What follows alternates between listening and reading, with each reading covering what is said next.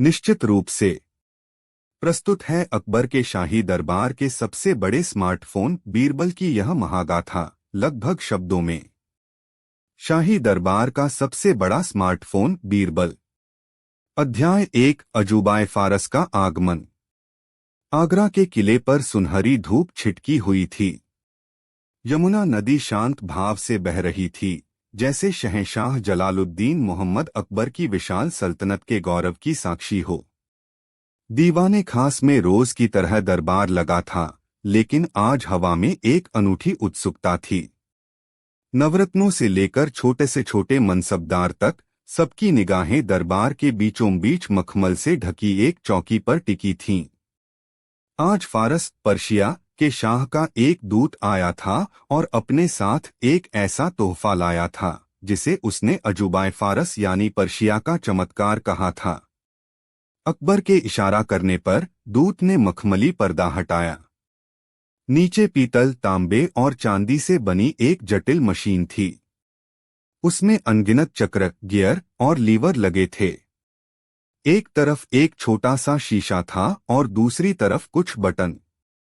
यह किसी खगोलीय यंत्र और घड़ी का अद्भुत मिश्रण लग रही थी। आलमपनाह, फारसी दूत ने झुककर कहा, यह सिर्फ एक मशीन नहीं, यह एक इल्मदान ज्ञान का पात्र है। आप इसमें कोई भी सवाल डालें, यह उसका तार्किक जवाब देती है। यह गणित की सबसे मुश्किल पहेलियां सुलझा सकती है, तारों की चाल बता सकती है और इतिहास की तारीखें याद रख सकती है। यह एक ऐसा दिमाग है जो कभी थकता नहीं, कभी भूलता नहीं। अकबर, जो स्वयं ज्ञान और नवीनता के बड़े प्रशंसक थे, बहुत प्रभावित हुए। उन्होंने अपने खगोलशास्त्री को एक जटिल गणना करने को कहा। खगोलशास्त्री को जिसे हल करने में घंटों लगते, उस मशीन ने कुछ ही पलों में चक्रों की खड़खड़ाहट के साथ सही जवाब एक चांदी की पट्टी पर उकेर दिया। दरबार वाह-वाह की आवाजों से गूंज उठा। हर कोई उस अजूबे को हैरत से देख रहा था। अकबर ने मुग्ध होकर कहा, कमाल है। सचमुच यह हमारे दरबार की सबसे होशियार चीज है। यह सुनते ही अकबर के एक दरबारी मुल्ला दो प्याजा, जिनकी बीरबल से पुरानी प्रतिद्वंद्विता थी, को एक मौका मिल गया। वह आगे बढ़े और बोले, जहांपनाह, आपने बिल्कुल दुरुस्त फरमाया। यह मशीन किसी भी इंसान से ज्यादा होशियार है। यह भावनाओं में नहीं बहती, पक्षपात नहीं करती और न ही थककर उलझुल जवाब देती है। मेरे ख्याल से यह तो आपके सबसे चतुर सलाहकार बीरबल से भी ज्यादा स्मार्ट है। यह एक सीधा सीधा बीरबल पर तंज था। सबकी निगाहें अब बीरबल की ओर घूम गईं, जो हमेशा की तरह चेहरे पर एक हल्की रहस्यमयी मुस्कान लिए यह सब देख रहे थे। अकबर को भी इस तुलना में मजा आया। उन्होंने बीरबल की ओर देखते हुए कहा, क्यों बीरबल? मुल्ला जी की बात में तो दम लगता है। क्या तुम मानते हो कि यह बेजान मशीन तुमसे ज्यादा तेज है? बीरबल ने अदब से सिर झुकाया। आलमपनाह, मुल्ला जी की बात आधी सच है। यह मशीन निश्चित रूप से बहुत तेज और ज्ञानी है, जैसे एक तेज तर्रार घोड़ा बहुत तेज दौड़ सकता है। और आधा झूठ क्या है? अकबर ने पूछा। बीरबल मुस्कुराए। आधा झूठ यह है, जहांपनाह, कि घोड़े पर बैठा सवार ही तय करता है कि उसे कहाँ जाना है। मशीन एक औजार है, बुद्धि नहीं। लेकिन अगर आप और यह दरबार यह मानता है कि आज के ज़माने की सबसे स्मार्ट चीज यह मशीन है, तो मैं इस तुलना के लिए तैयार हूं। तुलना कैसी? अकबर की आंखों में चमक आ गई। जहांपनाह, बीरबल ने प्रस्ताव रखा, आज की भाषा में लोग एक ऐसी चीज को स्मार्ट कहते हैं जो बहुत सारे काम कर सके। एक ऐसा यंत्र जो आपका सहायक हो, आपकी समस्याओं का हल करे, आपका मनोरंजन करे और आपकी सुरक्षा भी करे। लोग इसे स्मार्टफोन कहते होंगे, शायद भविष्य में। तो क्यों न एक हफ्ते के लिए यह साबित किया जाए कि इस शाही दरबार का सबसे बड़ा स्मार्टफोन कौन है, यह अजूबाए फारस या यह आपका तुच्छ सेवक। दरबार में ठहाका गूंज उठा। स्मार्टफोन जैसा अजीब शब्द और बीरबल का यह अनोखा आत्मविश्वास। अकबर को यह चुनौती बहुत पसंद आई। मंजूर है, शहंशाह ने घोषणा की। अगले 7 दिनों तक हम इस मशीन और बीरबल दोनों की परीक्षा लेंगे। हम देखेंगे कि हमारे दरबार का असली सुपर डिवाइस कौन है। हर दिन एक नई चुनौती होगी। मुल्ला दो प्याजा इस मशीन के वकील होंगे। मुल्ला जी खुशी से फूल गए। उन्हें यकीन था कि वह इस बार बीरबल को हमेशा के लिए नीचा दिखा देंगे। बीरबल शांत थे, उनकी आंखों में वही चमक थी जैसे वह जानते हों कि हार्डवेयर और सॉफ्टवेयर की इस लड़ाई में एक चीज ऐसी है जो किसी मशीन में कभी नहीं हो सकती। और इस तरह मुगल सल्तनत के सबसे भव्य दरबार में इतिहास की सबसे अनोखी तकनीकी लड़ाई का मंच तैयार हो गया। अध्याय 2 फीचर्स की फहरिस्त और पहला टेस्ट, द जस्टिस ऐप न्याय दर्पण। अगले दिन दीवाने खास एक प्रयोगशाला में तब्दील हो गया था। एक तरफ सिंहासन के पास वह चमचमाती फारसी मशीन रखी थी जिसकी देखरेख मुल्ला दो प्याजा कर रहे थे। दूसरी तरफ बीरबल अपनी सादी वेशभूषा में खड़े थे। अकबर ने कहा, किसी भी स्मार्ट डिवाइस की सबसे पहली पहचान उसकी कार्यक्षमता यानी उसके फीचर्स या एप्लीकेशंस होते हैं।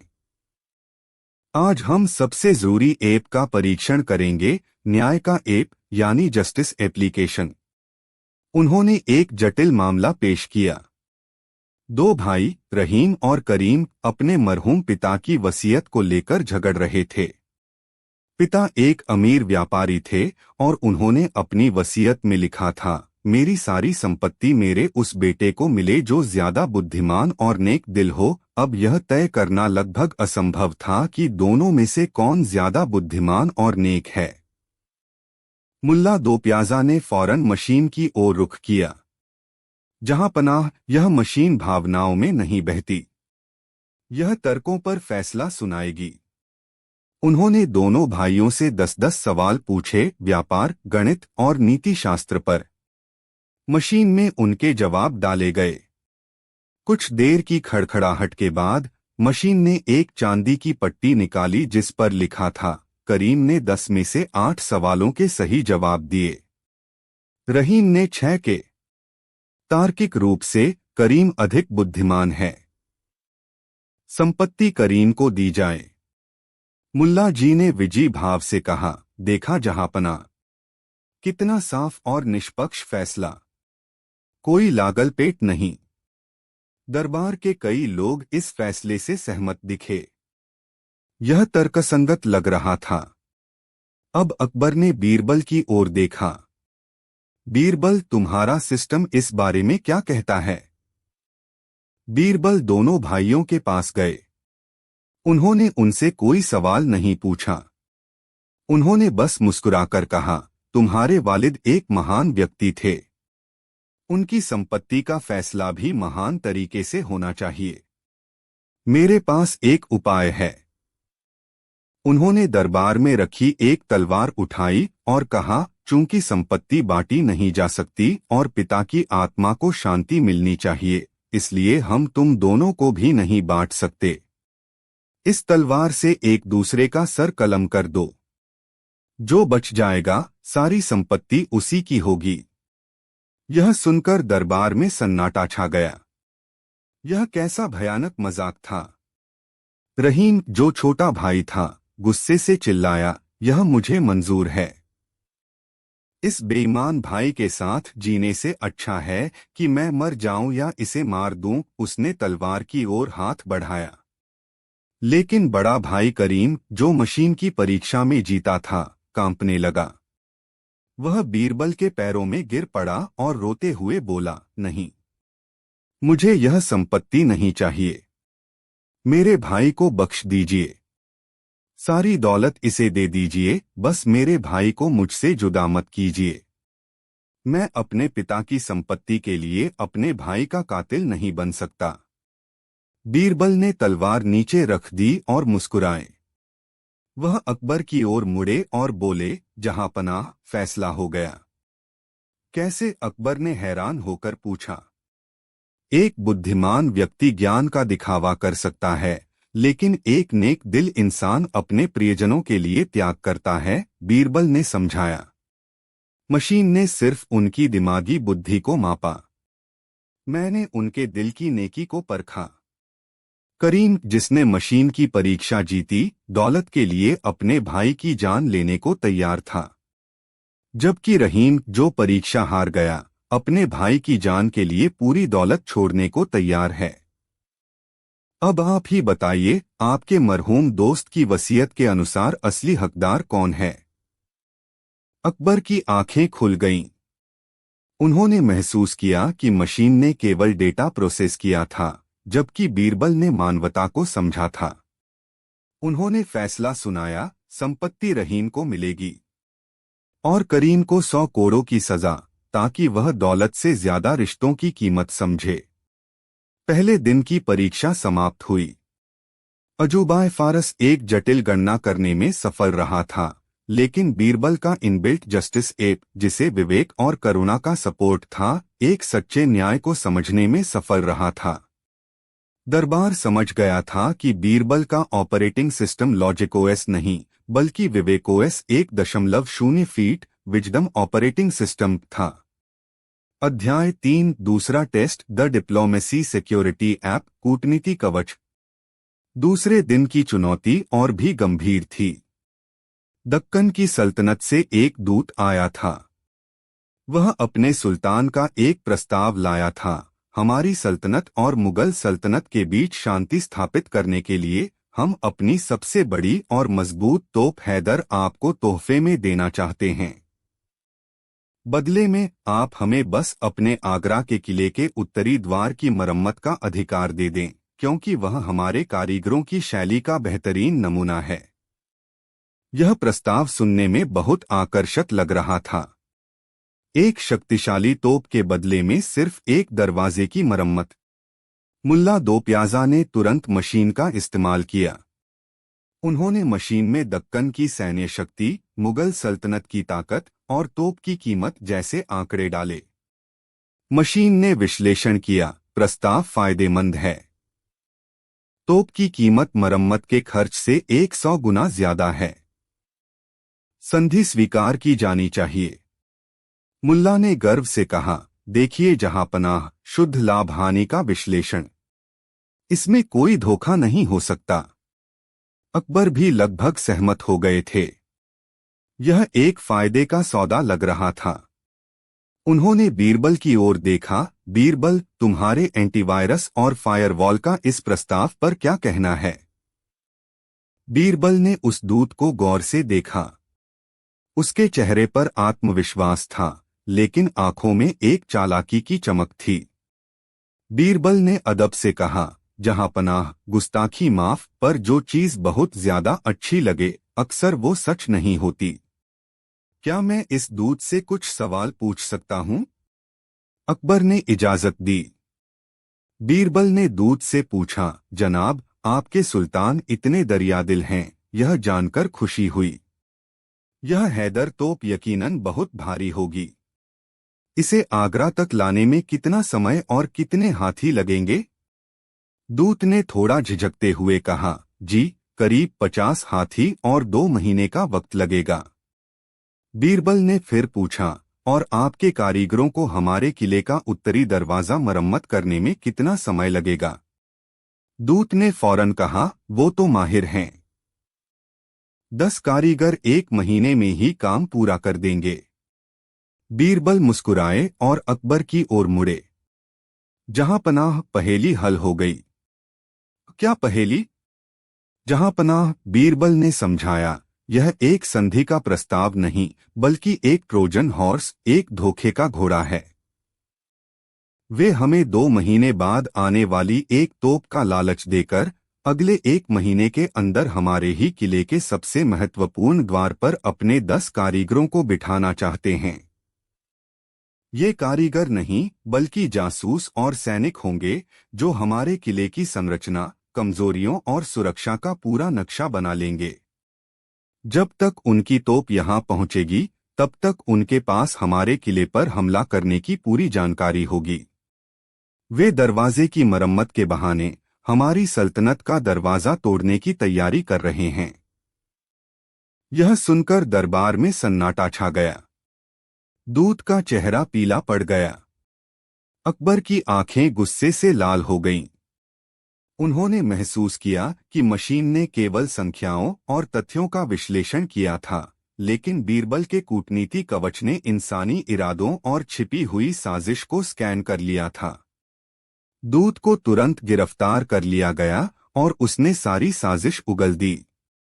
अकबर ने बीरबल की पीठ थपथपाते हुए कहा, शाबाश बीरबल, तुम्हारी सिक्योरिटी एप्लीकेशन किसी भी मशीन से 1000 गुना बेहतर है। मशीन तथ्यों को पढ़ सकती है, पर तुम इंसानों को पढ़ते। मुल्ला दो प्याजा का चेहरा उतर गया था।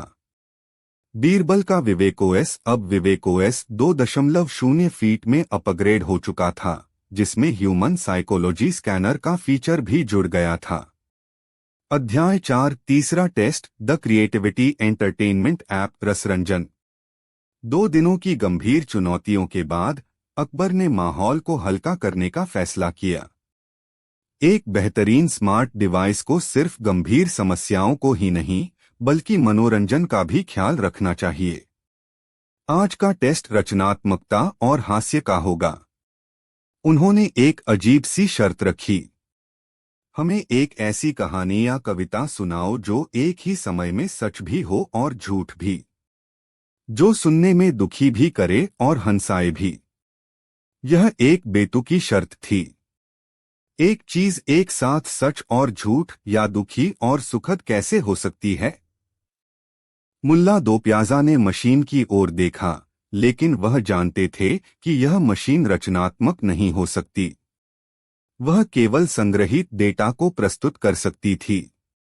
उन्होंने हार मान ली और कहा, जहांपनाह, यह एक अतार्किक मांग है। मशीन केवल तर्क पर चलती है। अकबर ने बीरबल की ओर देखा।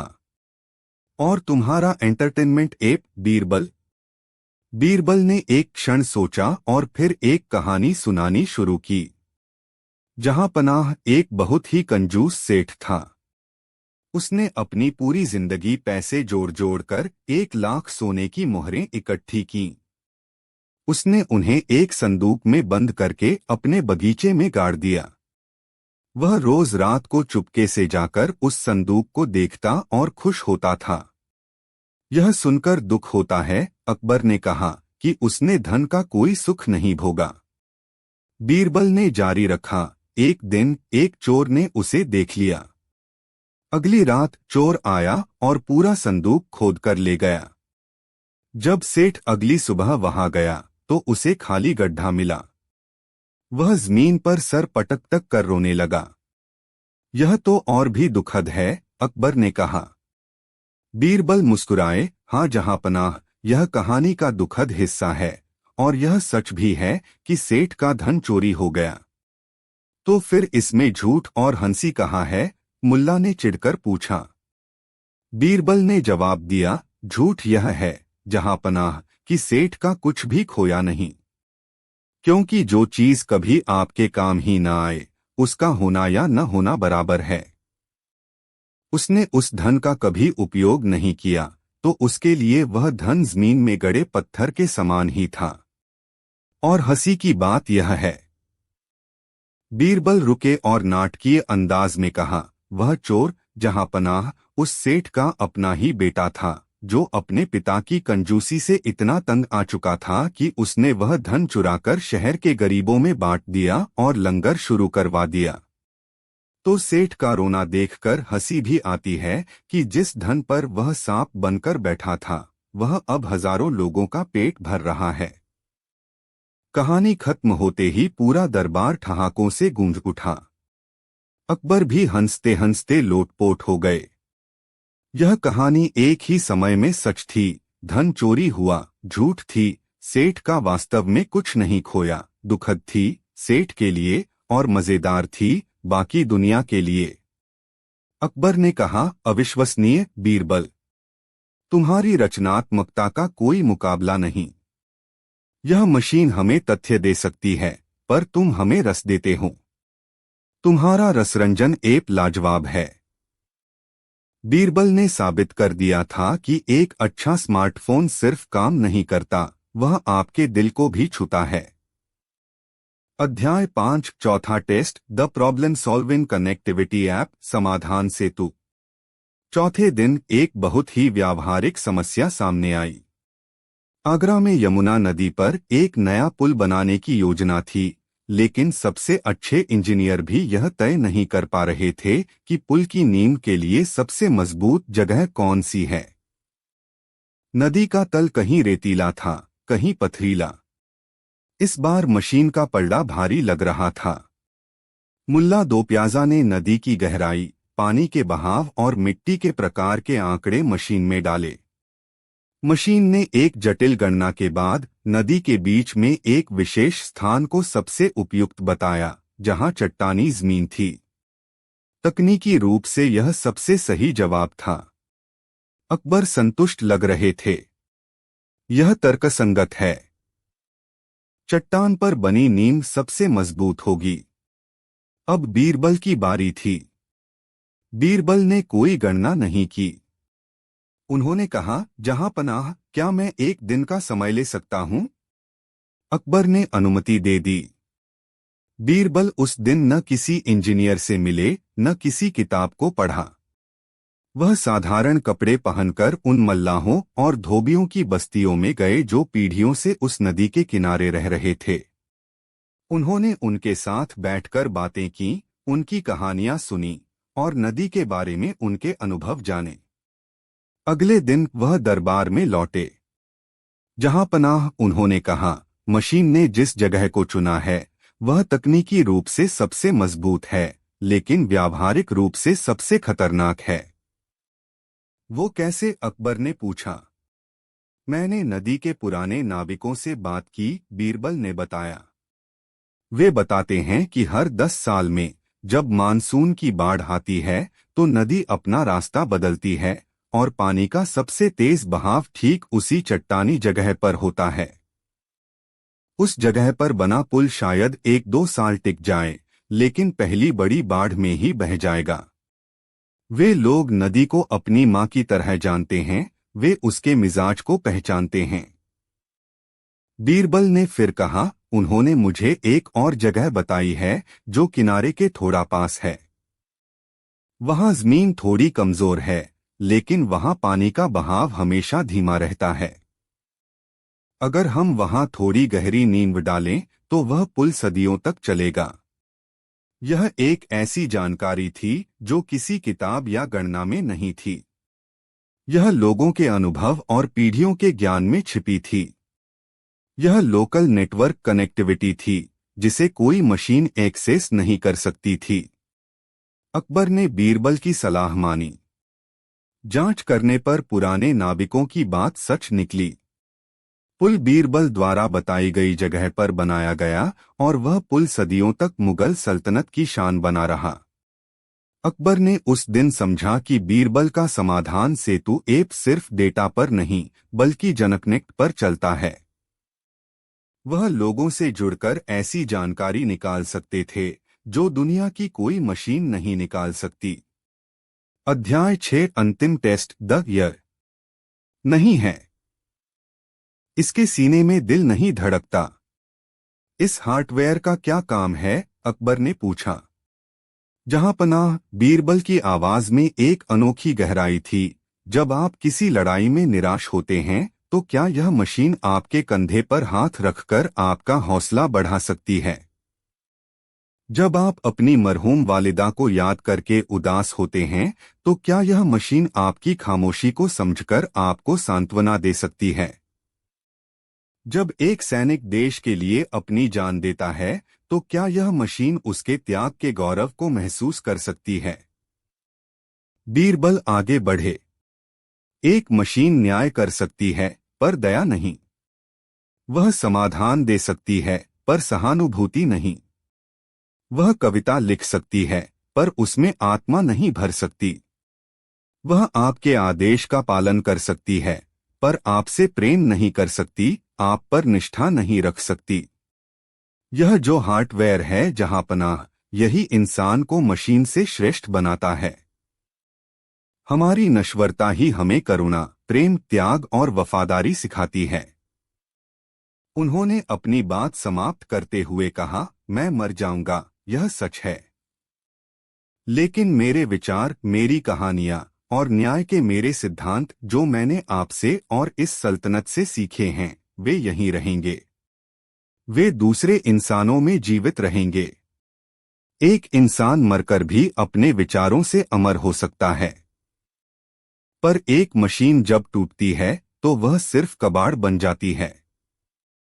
अध्याय 7 शहंशाह का फैसला और बीरबल 2.0 फीट का अपग्रेड। बीरबल के शब्द दीवाने खास में किसी दिव्य मंत्र की तरह गूंज रहे थे। हर कोई निशब्द था।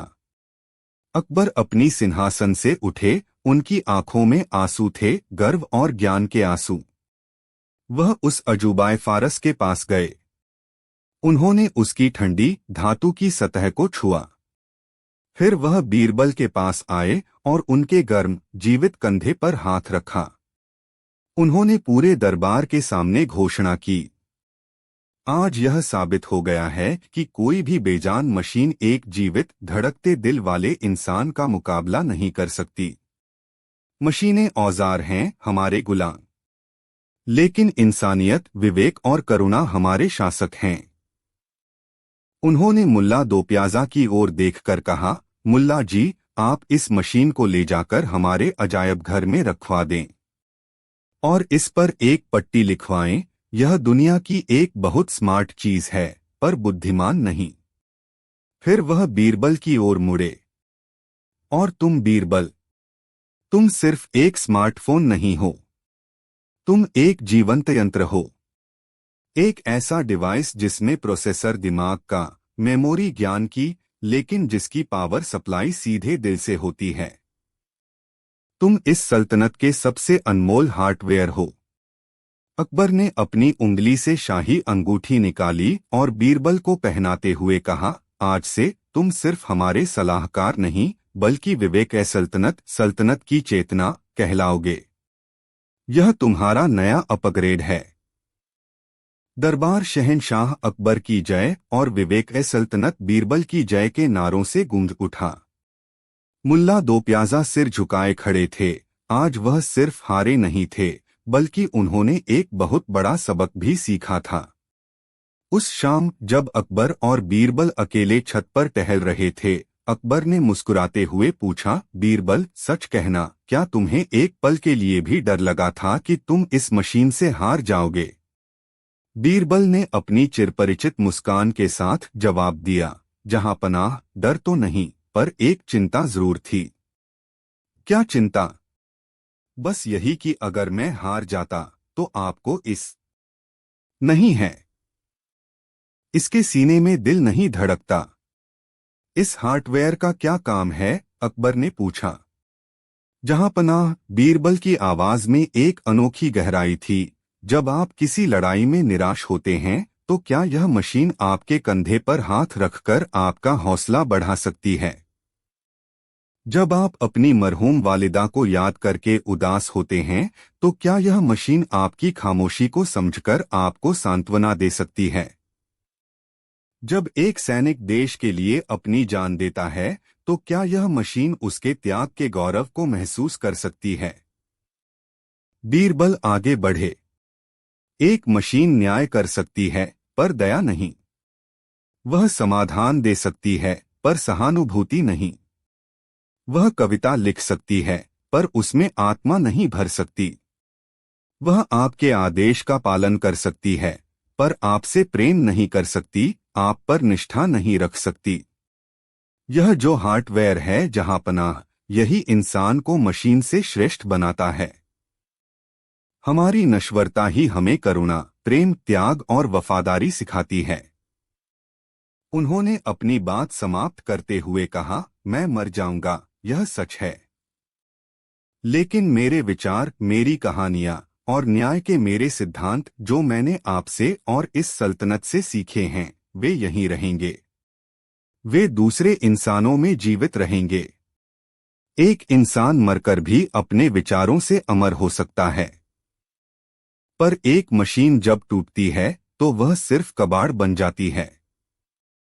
अध्याय 7, शहंशाह का फैसला और बीरबल 2.0 फीट का अपग्रेड। बीरबल के शब्द दीवाने खास में किसी दिव्य मंत्र की तरह गूंज रहे थे। हर कोई निशब्द था। अकबर अपनी सिंहासन से उठे, उनकी आंखों में आंसू थे, गर्व और ज्ञान के आंसू। वह उस अजूबाए फारस के पास गए। उन्होंने उसकी ठंडी धातु की सतह को छुआ। फिर वह बीरबल के पास आए और उनके गर्म जीवित कंधे पर हाथ रखा। उन्होंने पूरे दरबार के सामने घोषणा की, आज यह साबित हो गया है कि कोई भी बेजान मशीन एक जीवित धड़कते दिल वाले इंसान का मुकाबला नहीं कर सकती। मशीनें औजार हैं, हमारे गुलाम, लेकिन इंसानियत, विवेक और करुणा हमारे शासक हैं। उन्होंने मुल्ला दो प्याजा की ओर देखकर कहा, मुल्ला जी, आप इस मशीन को ले जाकर हमारे अजायब घर में रखवा दें और इस पर एक पट्टी लिखवाएं, यह दुनिया की एक बहुत स्मार्ट चीज है, पर बुद्धिमान नहीं। फिर वह बीरबल की ओर मुड़े, और तुम बीरबल, तुम सिर्फ एक स्मार्टफोन नहीं हो, तुम एक जीवंत यंत्र हो। एक ऐसा डिवाइस जिसमें प्रोसेसर दिमाग का, मेमोरी ज्ञान की, लेकिन जिसकी पावर सप्लाई सीधे दिल से होती है। तुम इस सल्तनत के सबसे अनमोल हार्डवेयर हो। अकबर ने अपनी उंगली से शाही अंगूठी निकाली और बीरबल को पहनाते हुए कहा, आज से तुम सिर्फ हमारे सलाहकार नहीं, बल्कि विवेक सल्तनत, सल्तनत की चेतना कहलाओगे। यह तुम्हारा नया अपग्रेड है। दरबार शहंशाह अकबर की जय और विवेक सल्तनत बीरबल की जय के नारों से गूंज उठा।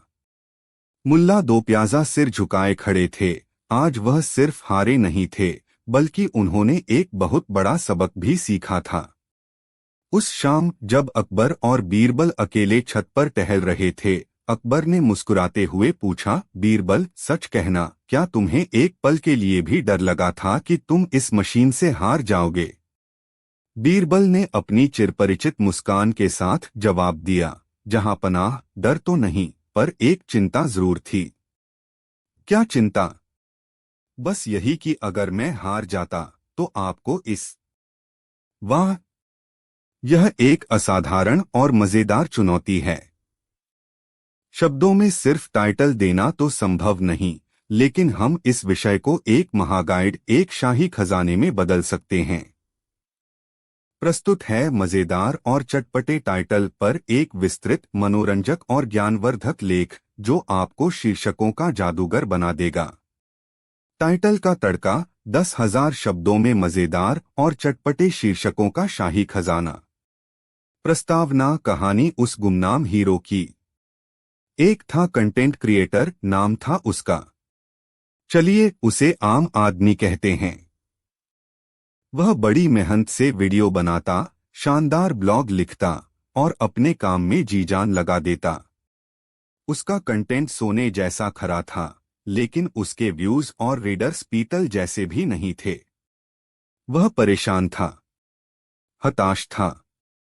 एक दिन उसने अपने सबसे सफल दोस्त वायरल कुमार से पूछा, भाई, मैं तुझसे अच्छा कंटेंट बनाता हूँ, फिर भी तेरे वीडियो पर लाखों व्यूज और मेरे पर बस मेरे घर वाले और 2-4 दोस्त ही आते हैं। ऐसा क्यों? वायरल कुमार मुस्कुराया और बोला, दोस्त, तुम बेहतरीन खाना बनाते हो, लेकिन उसे एक बंद जंग लगे डिब्बे में परोसते हो।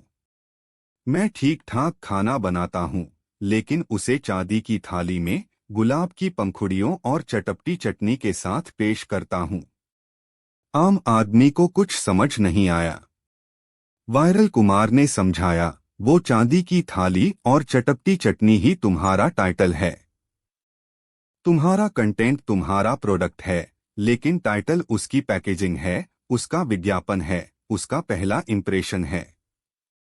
अगर टाइटल में दम नहीं तो दुनिया के सबसे बेहतरीन कंटेंट को भी कोई नहीं खोलेगा। यह कहानी सिर्फ आम आदमी की नहीं, हम में से हर उस व्यक्ति की है जो डिजिटल दुनिया में अपनी आवाज सुनाना चाहता है। एक अच्छा टाइटल आपके कंटेंट का गेटवे है।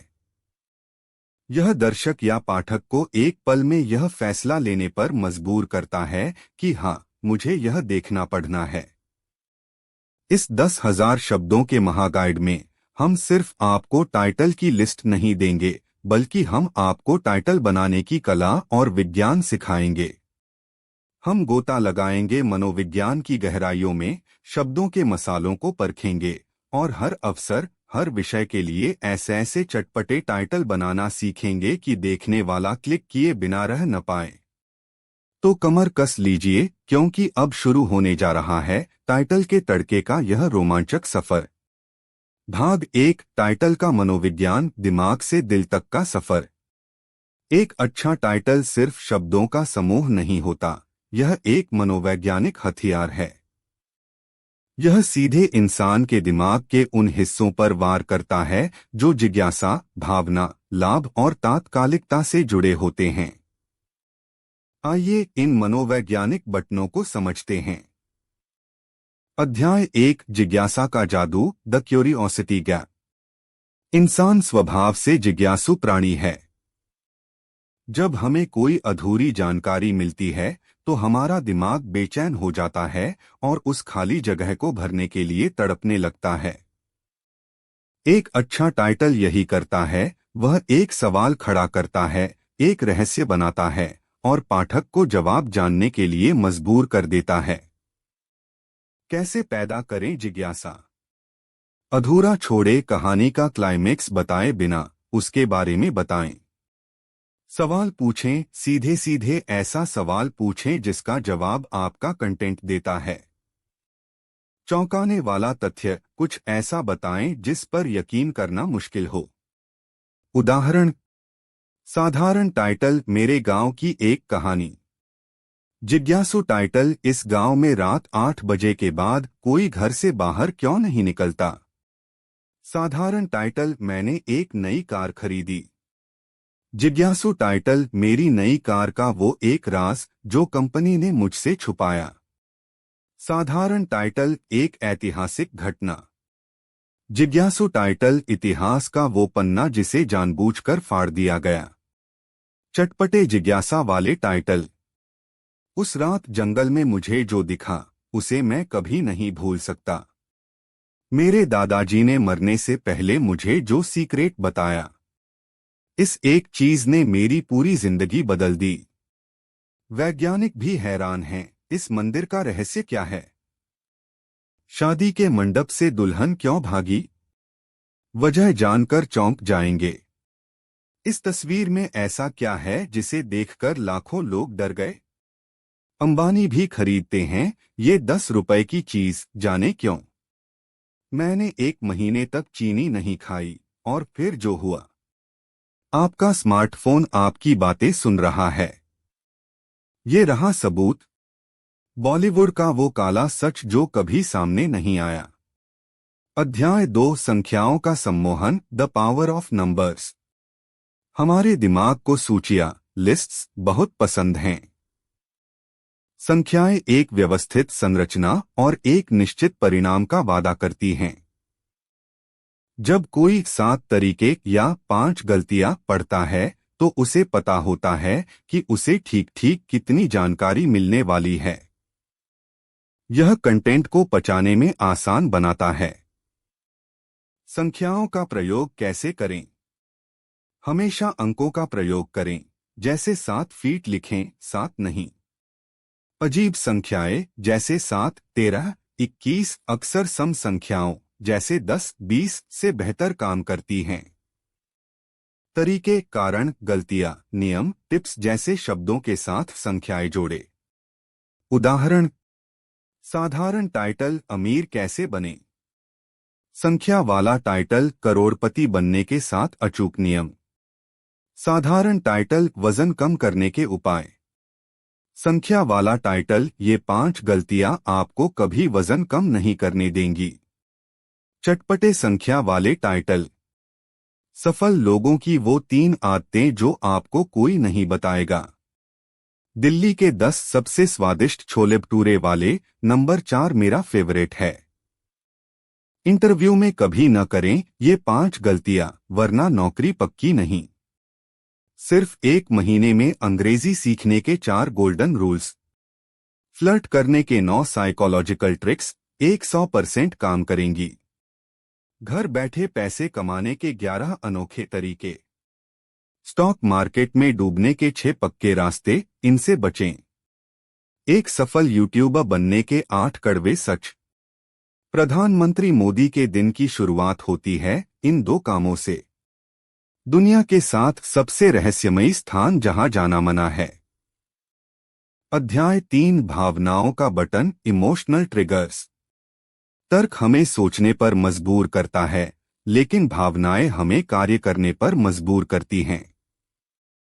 जो टाइटल खुशी, डर, गुस्सा, आश्चर्य, प्रेरणा या सहानुभूति जैसी भावनाओं को छूता है, वह तुरंत कनेक्ट हो जाता है। भावनाओं को कैसे जगाएं?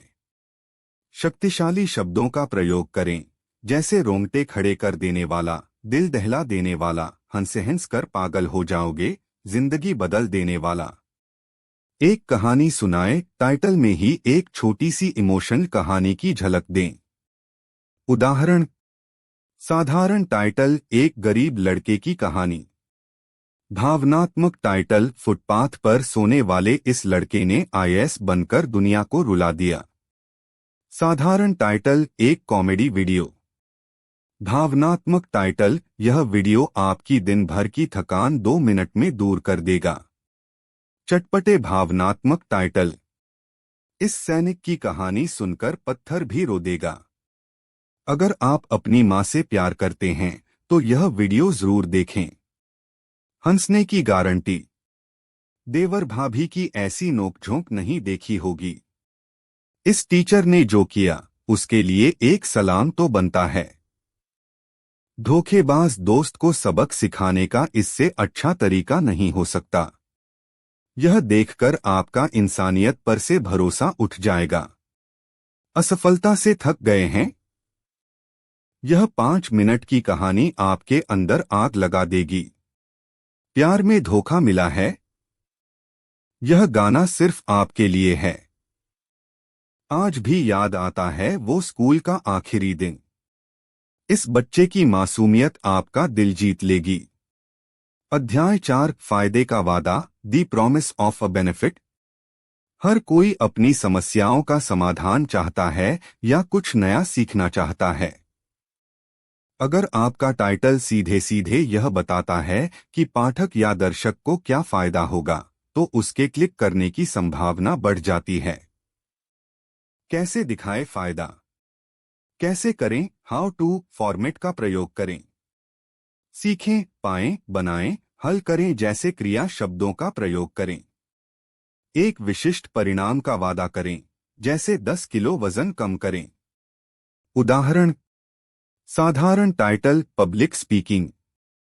फायदे वाला टाइटल, बिना डरे हजारों लोगों के सामने बोलना कैसे सीखें। साधारण टाइटल, पनीर की सब्जी। फायदे वाला टाइटल, 15 मिनट में बनाएं रेस्टोरेंट से भी अच्छी शाही पनीर। चटपटे फायदे वाले टाइटल, सिर्फ 10 मिनट में पाएं चमकती त्वचा, ये रहा घरेलू नुस्खा। एक्सेल में एक्सपर्ट बने, ये 5 फॉर्मूले आपकी सैलरी बढ़ा देंगे। किसी भी लड़की को इम्प्रेस करने का सबसे आसान तरीका। अपने दुश्मन को दोस्त कैसे बनाएं। चाणक्य नीति। पुरानी जीन्स से बनाएं 3 कमाल की चीजें। बिना जिम जाए 30 दिन में बॉडी कैसे बनाएं। इंग्लिश बोलना सीखें बिना ग्रामर की टेंशन के। आपके फोन की बैटरी चलेगी 2 दिन, बस यह एक सेटिंग बदल दें। पढ़ाई में मन लगाने का सबसे शक्तिशाली तरीका। अपनी आवाज को मीठा और आकर्षक कैसे बनाएं। भाग 2, चटपटेपन की रेसिपी, शब्दों का मसाला। मनोविज्ञान तो नींद है, लेकिन इमारत तो शब्दों से ही बनती है। अब हम उन भाषाई तकनीकों को जानेंगे जो आपके टाइटल में तड़का लगाती हैं और उसे साधारण से असाधारण बनाती हैं। अध्याय 5 अनुप्रास और तुकबंदी का अड्डा, एलिटरेशन राइम।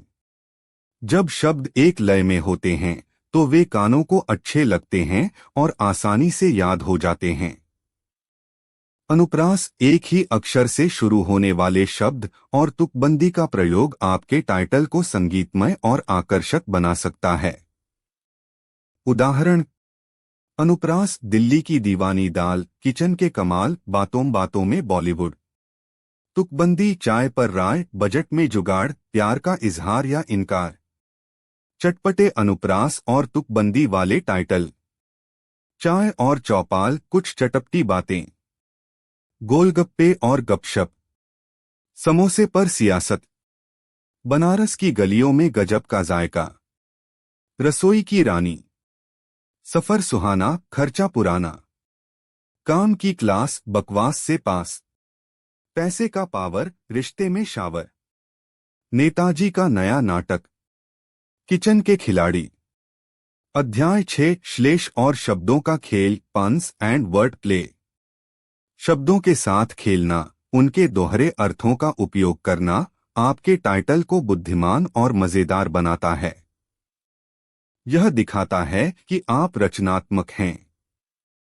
उदाहरण: साधारण टाइटल, प्याज की बढ़ती कीमतें।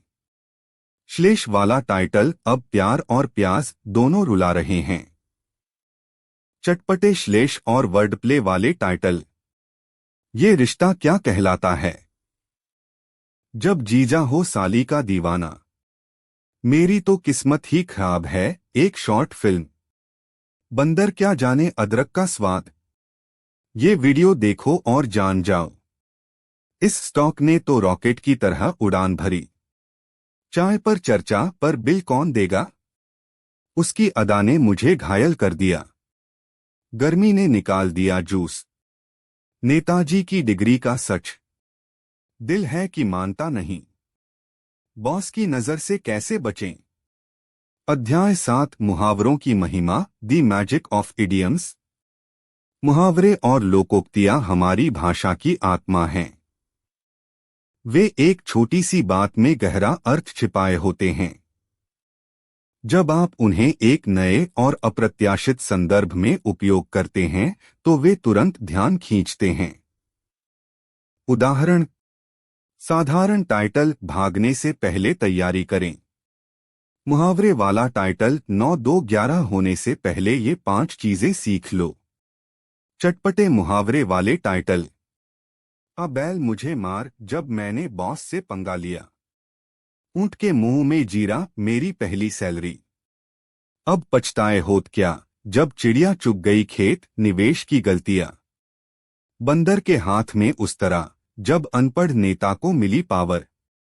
जिसकी लाठी उसकी भैंस, ऑफिस पॉलिटिक्स का कड़वा सच। घर का भेदी, लंका ढाए, एक पारिवारिक कहानी। नाच न जाने, आंगन टेढ़ा, जब मैंने पहली बार कुकिंग की। एक अनार, 100 बीमार, सरकारी नौकरी का हाल। आम के आम, गुठलियों के दाम, कबाड़ से जुगाड़।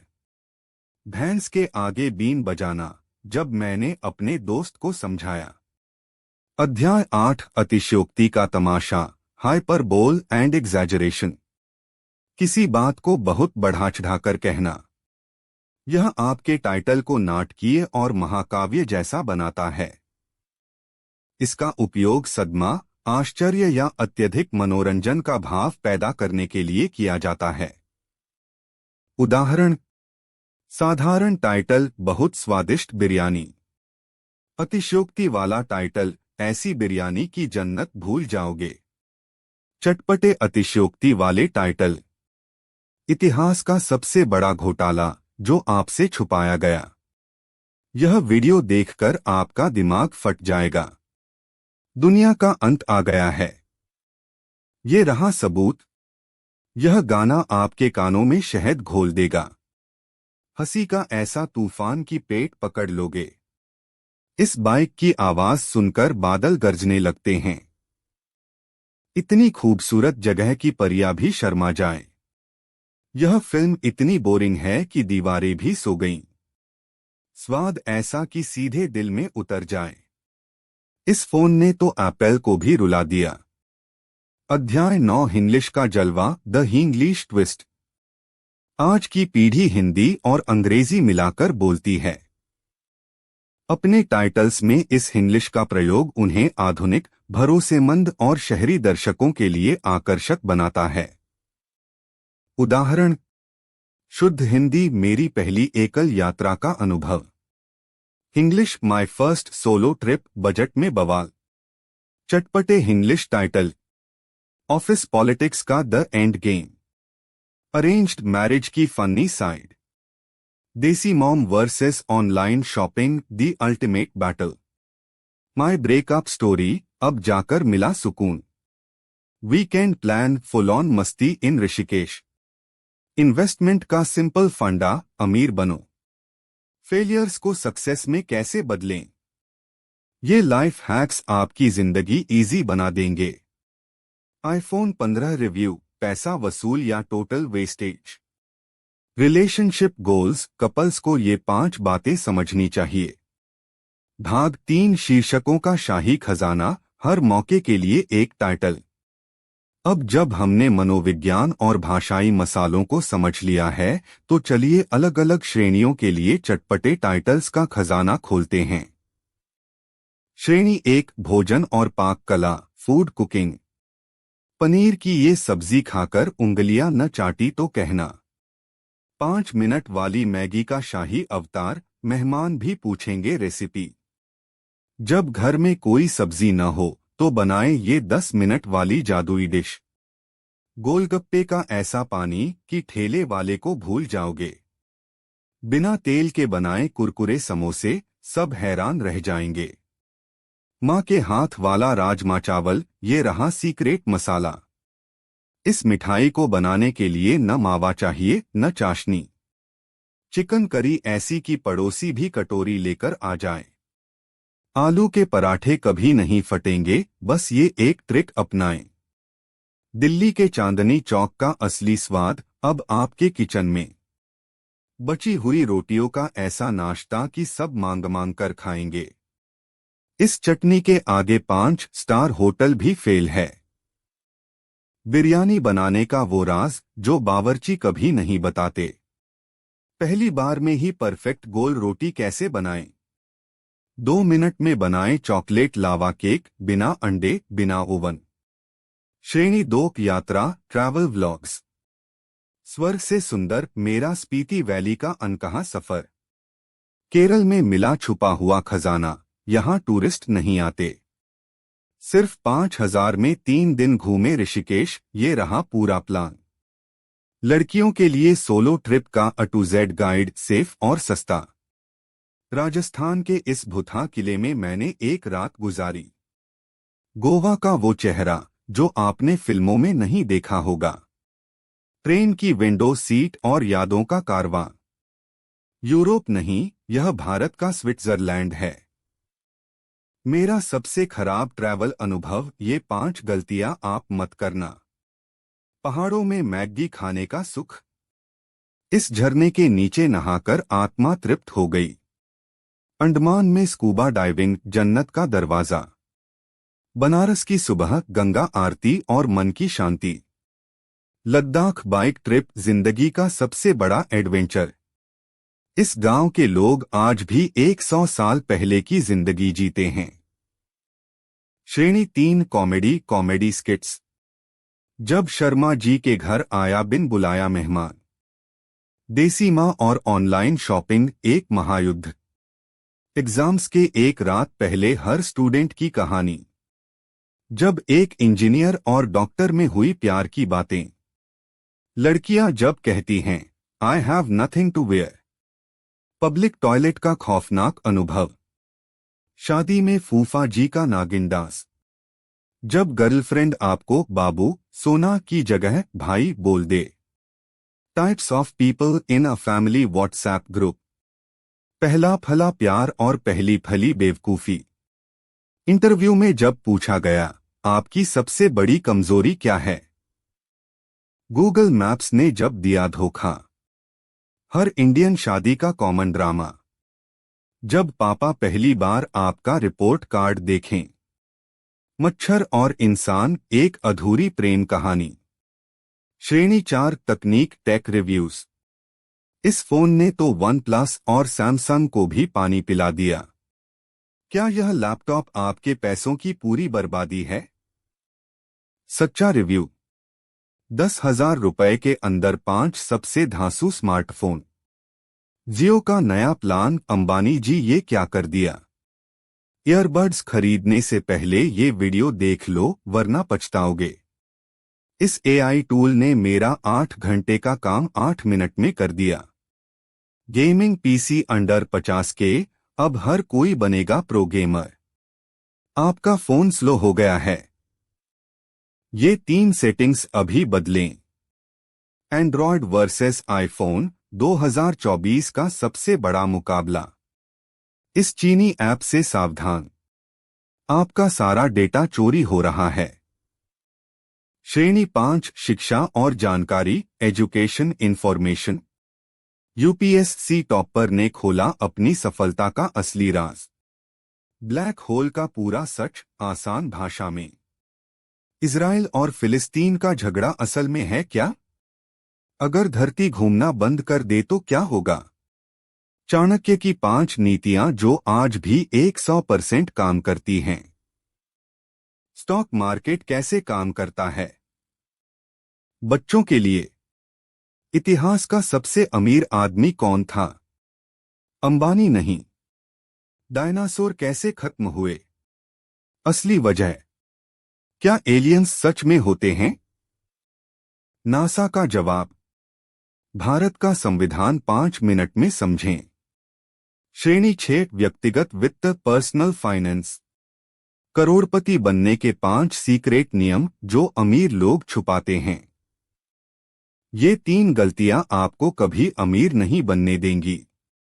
सिप क्या है और यह आपको कैसे राजा बना सकता है? 25 की उम्र में रिटायर होने का पक्का प्लान। क्रेडिट कार्ड का कर्ज एक जानलेवा जाल, इससे कैसे निकलें? पैसे बचाने के 10 जापानी तरीके।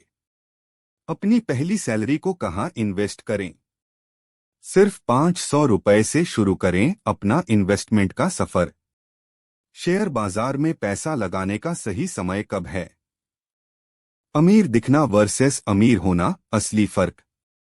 श्रेणी 7 फिल्म और वेब सीरीज समीक्षा, movie web series reviews. XYZ movie पैसा और टाइम दोनों वेस्ट। ABC का क्लाइमेक्स देखकर दिमाग हिल गया। No spoilers. इस वेब सीरीज ने तो मिर्जापुर को भी पीछे छोड़ दिया। क्यों है पंचायत भारत की सबसे बेहतरीन वेब सीरीज? बॉलीवुड क्यों बना रहा है इतनी बकवास फिल्में? कड़वा सच। 5 कारण क्यों आपको यह फिल्म थिएटर में ही देखनी चाहिए। इस फिल्म को अकेले में ही देखें, परिवार के साथ नहीं। क्या साउथ की फिल्में बॉलीवुड को खत्म कर देंगी? यह सिर्फ एक फिल्म नहीं, एक इमोशन सफर है। IMDb रेटिंग के धोखे में न आए, ये रहा असली रिव्यू। भाग 4 टाइटल की क्या न करे लिस्ट, खतरे की घंटी। एक अच्छा टाइटल जितना जरूरी है उतना ही जरूरी है एक बुरे टाइटल से बचना।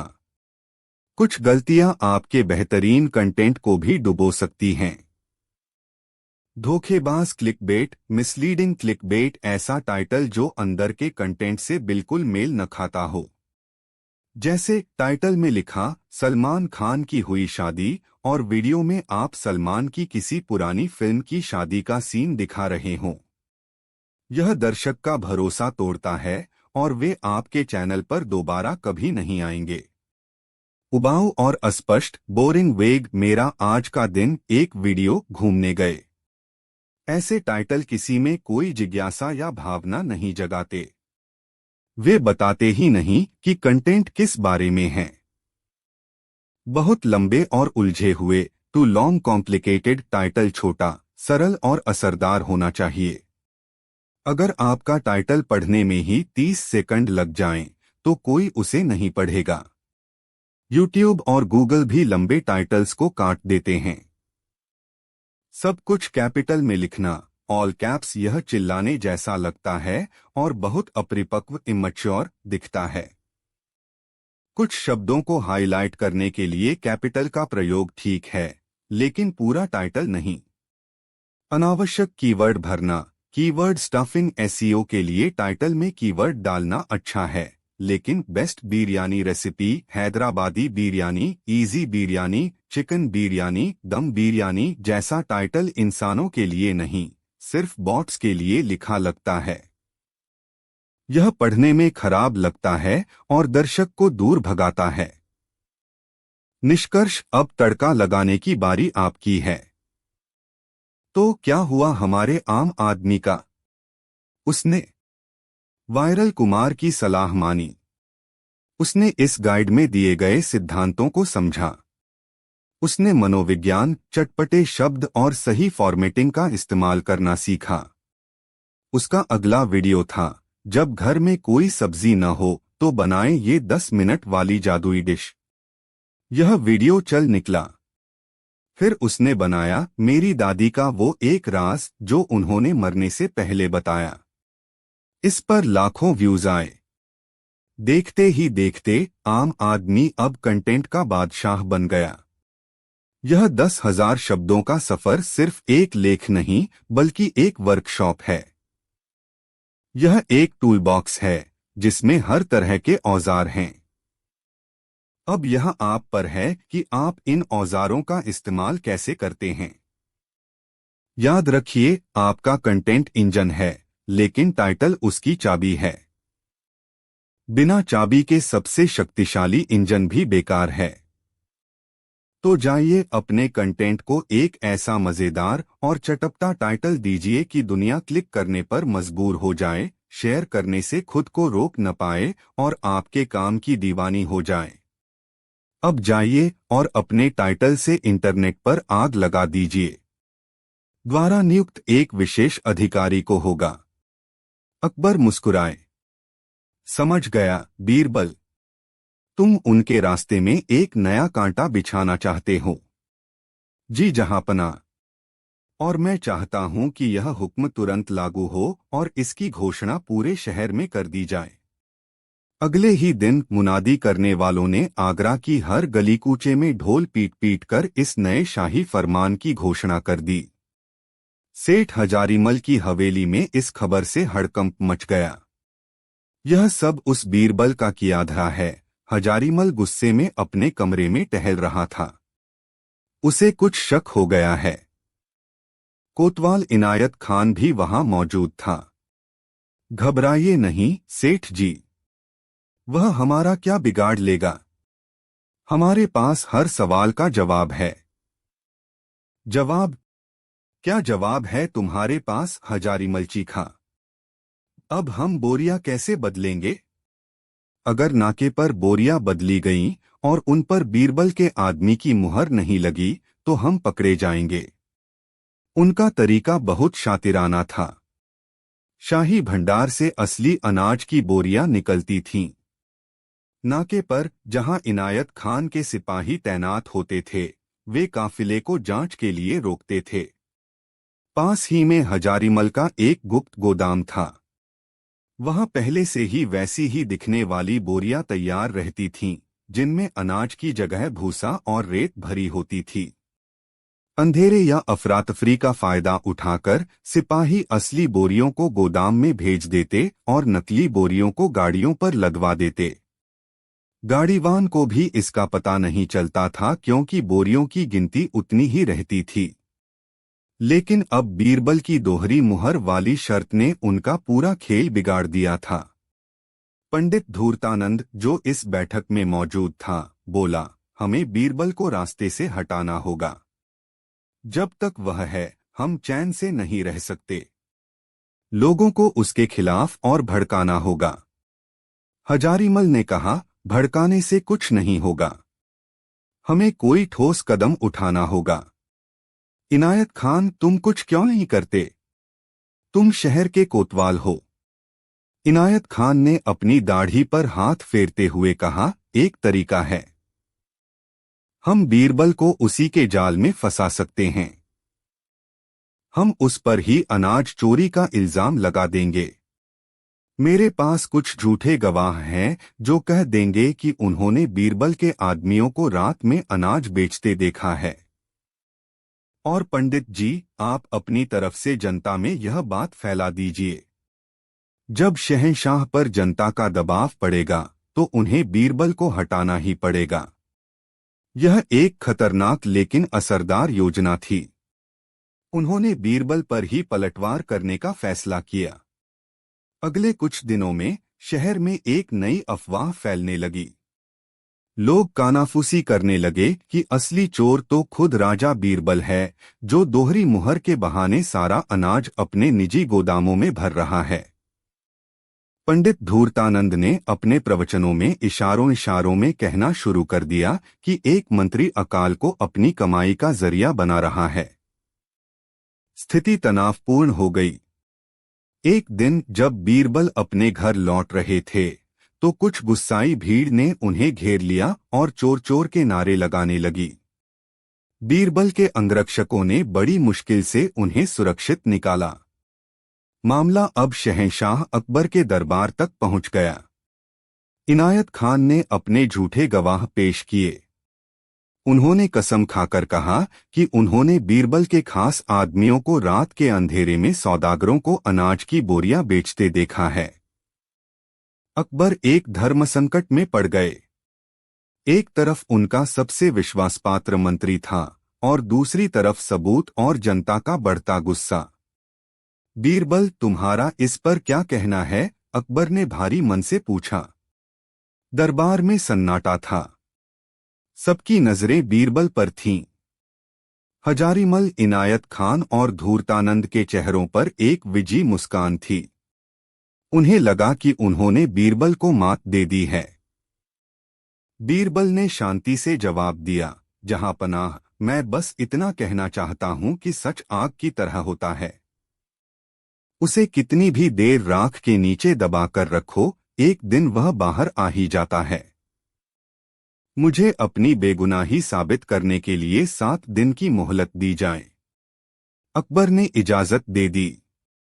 बीरबल के लिए यह करो या मरो की स्थिति थी। 7 दिनों के अंदर अगर वह असली चोरों को बेनकाब नहीं कर पाए तो उनकी इज्जत, उनका पद और शायद उनकी जान भी जा सकती थी। षड्यंत्रकारियों ने पासा पलट दिया था और अब बीरबल अपनी ही बिछाई बिसात पर घिर चुके थे। अध्याय 4, महायज्ञ की घोषणा। बीरबल के लिए अगले कुछ दिन अत्यंत कठिन थे। उन पर 24 घंटे पहरा लगा दिया गया था। उनसे मिलने जुलने पर भी पाबंदी थी। षड्यंत्रकारी अपनी जीत का जश्न मना रहे थे। उन्हें विश्वास था कि बीरबल अब कुछ नहीं कर सकता, लेकिन वे बीरबल के दिमाग को कैद नहीं कर पाए थे। बीरबल अपने कमरे में बंद दिनरात एक नई योजना पर काम कर रहे थे। वह जानते थे कि अब पारंपरिक तरीकों से इन शातिर अपराधियों को पकड़ना नामुमकिन है। उन्हें कुछ ऐसा करना होगा जिसकी किसी ने कल्पना भी न की हो। उन्हें उनके सबसे बड़े हथियारों, लालच और अहंकार को ही उनके खिलाफ इस्तेमाल करना था। छठे दिन बीरबल ने शहंशाह अकबर से मिलने की इजाजत मांगी। जब वह दरबार में पहुंचे तो उनका चेहरा उतरा हुआ था। उनकी चाल में वही पुरानी स्फूर्ति नहीं थी। उन्हें देखकर हजारीमल और इनायत खान मन ही मन मुस्कुराए। कहो बीरबल, अकबर ने रूखे स्वर में कहा, कल तुम्हारी मोहलत खत्म हो रही है। क्या तुम अपनी बेगुनाही का कोई सबूत ढूंढ पाए? बीरबल ने एक लंबी, हताश सांस ली। नहीं जहांपनाह, मैं नाकाम रहा। लगता है मुझ पर लगे इल्जाम सच हैं। या शायद यह वाकई कोई दैवीय प्रकोप है। यह सुनकर पूरे दरबार में कानाफूसी शुरू हो गई। क्या बीरबल ने हार मान ली? बीरबल ने आगे कहा, जहांपनाह, मैं शहर के सबसे ज्ञानी धर्माचार्य पंडित धूर्तानंद जी से सहमत हूँ। यह अकाल और यह संकट, यह सब देवताओं का क्रोध है। मैंने बहुत सोचा और मुझे लगता है कि अब एक ही रास्ता बचा है। हमें देवताओं को प्रसन्न करने के लिए एक विराट शांति महायज्ञ का आयोजन करना चाहिए। यह सुनते ही पंडित धूर्तानंद का चेहरा गर्व से चमक उठा। उसे लगा कि आखिरकार बीरबल उसके पैरों में आ ही गया। बहुत खूब, बहुत खूब, धूर्तानंद ने ऊंची आवाज में कहा। राजा बीरबल ने आखिरकार सत्य को पहचान लिया। यज्ञ ही एकमात्र समाधान है। अकबर, जो बीरबल के इस बदले हुए रूप से हैरान थे, चुपचाप यह नाटक देख रहे थे। उन्हें कहीं न कहीं यह यकीन था कि बीरबल के दिमाग में कुछ और ही चल रहा है। बीरबल ने अपनी बात जारी रखी। जहां पनाह, इस महायज्ञ के सफल होने के लिए शास्त्रों में कुछ शर्तें बताई गई हैं। पहली शर्त यह है कि यज्ञ की अग्नि केवल राज्य के सबसे पवित्र और शुद्ध व्यक्ति के हाथों से प्रज्वलित की जानी चाहिए। पंडित अपील की गई कि वे। धूर्तानंद ने तुरंत कहा, यह कार्य तो मैं ही कर सकता हूँ। बिल्कुल, बीरबल ने सहमति जताई। और दूसरी सबसे महत्वपूर्ण शर्त यह है कि यज्ञ में आहुति केवल उसी अनाज से दी जा सकती है जो पूरी तरह से ईमानदारी और मेहनत की कमाई का हो। पाप की या चोरी की कमाई का एक भी दाना अगर यज्ञ कुंड में गया तो देवता प्रसन्न होने की बजाय और भी क्रोधित हो जाएंगे और पूरी सल्तनत भस्म हो जाएगी। यह सुनकर हजारीमल और इनायत खान के चेहरे पर थोड़ी चिंता की लकीरें उभरीं। बीरबल ने अपनी अंतिम और सबसे महत्वपूर्ण बात कही।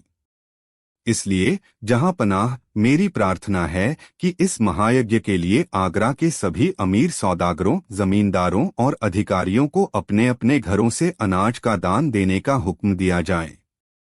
जो व्यक्ति सबसे ज्यादा और सबसे शुद्ध अनाज का दान देगा, शहंशाह उसे धर्मरक्षक सेठ की उपाधि और 1000 सोने की मोहरें इनाम में देंगे। लालच का यह चारा बहुत बड़ा था। धर्मरक्षक सेठ की उपाधि और सोने की मोहरों का विचार हजारीमल के दिमाग में घर कर गया। उसे लगा कि यह अपनी काली कमाई को सफेद करने और समाज में अपनी इज्जत बढ़ाने का सुनहरा मौका है। उसके पास चोरी का हजारों मन अनाज गुप्त गोदामों में पड़ा था। वह सोचने लगा कि अगर वह उसमें से एक बड़ा हिस्सा दान कर दे तो वह हीरो बन जाएगा और बीरबल हमेशा के लिए विलेन। और हाँ, बीरबल ने जैसे कुछ याद करते हुए कहा, पंडित जी, आप तो ज्ञानी हैं। क्या यह सच नहीं है कि देवताओं को दिखावा पसंद नहीं? इसलिए यह दान रात के अंधेरे में बिना किसी को बताए गुप्त रूप से यमुना के किनारे बने यज्ञ स्थल पर पहुंचाया जाना चाहिए, ताकि दान देने वाले के मन में अहंकार न आए। पंडित धूर्तानंद, जो खुद को सबसे बड़ा ज्ञानी साबित करना चाहता था, तुरंत बोला, हाँ हाँ, बिल्कुल सही। गुप्त दान ही महादान है। अकबर ने बीरबल की पूरी योजना को मंजूरी दे दी। शहर में फिर से मुनादी करवा दी गई कि 3 दिन बाद पूर्णिमा की रात को एक महायज्ञ होगा, सभी धनी लोगों से। धूर्तानंद ने तुरंत कहा, यह कार्य तो मैं ही कर सकता हूँ। बिल्कुल, बीरबल ने सहमति जताई। और दूसरी सबसे महत्वपूर्ण शर्त यह है कि यज्ञ में आहुति केवल उसी अनाज से दी जा सकती है जो पूरी तरह से ईमानदारी और मेहनत की कमाई का हो। पाप की या चोरी की कमाई का एक भी दाना अगर यज्ञ कुंड में गया तो देवता प्रसन्न होने की बजाय और भी क्रोधित हो जाएंगे और पूरी सल्तनत भस्म हो जाएगी। यह सुनकर हजारीमल और इनायत खान के चेहरे पर थोड़ी चिंता की लकीरें उभरीं। बीरबल ने अपनी अंतिम और सबसे महत्वपूर्ण बात कही। इसलिए जहां पनाह, मेरी प्रार्थना है कि इस महायज्ञ के लिए आगरा के सभी अमीर सौदागरों, जमींदारों और अधिकारियों को अपने अपने घरों से अनाज का दान देने का हुक्म दिया जाए। जो व्यक्ति सबसे ज्यादा और सबसे शुद्ध अनाज का दान देगा, शहंशाह उसे धर्मरक्षक सेठ की उपाधि और 1000 सोने की मोहरें इनाम में देंगे। लालच का यह चारा बहुत बड़ा था। धर्मरक्षक सेठ की उपाधि और सोने की मोहरों का विचार हजारीमल के दिमाग में घर कर गया। उसे लगा कि यह अपनी काली कमाई को सफेद करने और समाज में अपनी इज्जत बढ़ाने का सुनहरा मौका है। उसके पास चोरी का हजारों मन अनाज गुप्त गोदामों में पड़ा था। वह सोचने लगा कि अगर वह उसमें से एक बड़ा हिस्सा दान कर दे तो वह हीरो बन जाएगा और बीरबल हमेशा के लिए विलेन। और हाँ, बीरबल ने जैसे कुछ याद करते हुए कहा, पंडित जी, आप तो ज्ञानी हैं। क्या यह सच नहीं है कि देवताओं को दिखावा पसंद नहीं?